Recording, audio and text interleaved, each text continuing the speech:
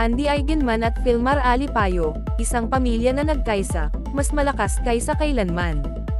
Ang nakaraang mga kontrobersya na pumalibot sa relasyon nina Andy Eigenman at Filmar Alipayo ay nagbigay daan sa isang nakakapangiti na kwento ng pagkakasundo at pagkakaisa ng pamilya.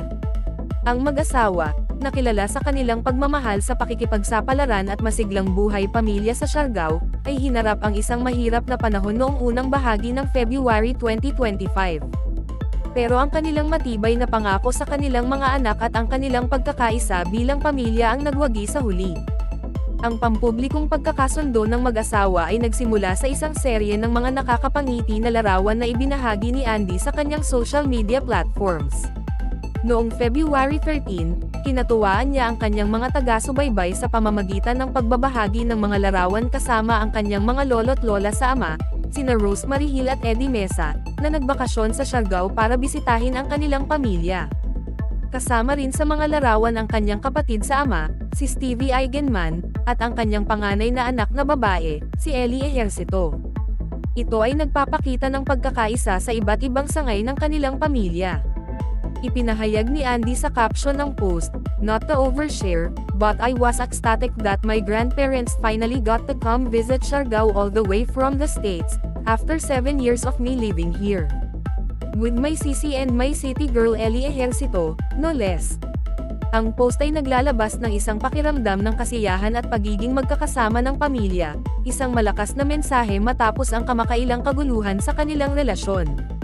Noong February 18, patuloy na ibinabahagi ni Andy ang mga sulyap sa kanilang buhay pamilya.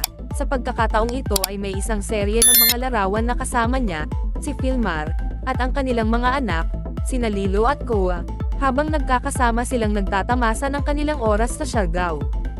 Ang caption, na nakasulat sa Bisaya, ay partikular na nakakaantig, "Dira sa Konhean Malan Ewon. Dito lang muna tayo kung saan matahimik." Kasama ang mga hashtags, "Hinay-hinay", "Muhilamra", "Dahan-dahan", "Tatahimik din", at "Tanan para sa pamilya". Lahat para sa pamilya. Ang mensahe ay malinaw, ang kanilang focus ay sa kanilang pamilya at ang paglikha ng isang mapayapang at mapagmahal na kapaligiran para sa kanilang mga anak. Ang pampublikong drama na nauna sa nakakapangiti na pagkakasundong ito ay na-trigger ng isang serye ng mga pangyayari sa social media, na nagsimula ng mag-unfollow sina Andy at Filmar sa isa't isa sa Instagram noong February 7.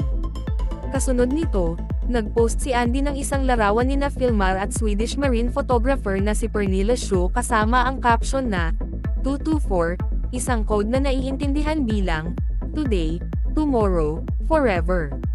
Ang mga implikasyon ng post na ito ay humantong sa isang dagsa ng haka-haka at pag-aalala sa kanilang mga taga-subaybay.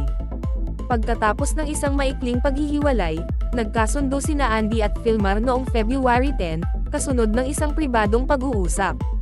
Ang mga detalye ng pagkakasundo ay hindi isiniwalat, ngunit tila nagawa ng mag-asawa na lutisin ang kanilang mga isyu at unahin ang kapakanan ng kanilang pamilya.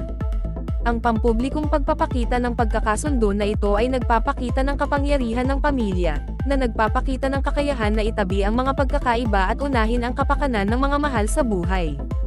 Nagsisilbi rin itong paalala sa komplikadong papel na ginagampanan ng social media sa mga modernong relasyon, na nakakaimpluwensya sa pangunawa ng publiko at posibleng nag-aambag sa paglala ng mga personal na hidwaan. Gayunpaman, ang kwento nina Andy at Filmar ay nagpapakita ng kanilang pangako sa kanilang pamilya at sa kanilang mga anak.